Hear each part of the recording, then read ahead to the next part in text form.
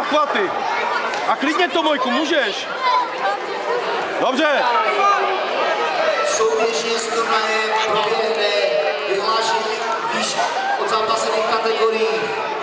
Vyhlášení proběhne vedle žluté žíjenky. Na vyhlášení se dostaví Vincent Skurka, Filip Roter, Adam Mosáhl,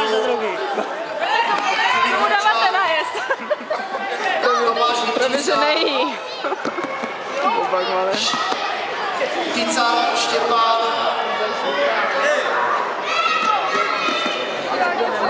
Ondřej Sláma, Adam Franek, Patrik Galoň, Patrik Vašina, Luděk Kubíček, Vojtěch Kubala, Pak mi vyfoť stupně vítězí, jo? Arnoš Lenovský, Markéta Hilová, Tereza Loterová, Šarlota Ošáková, Aneta Konzumová, Lucie Běloňová,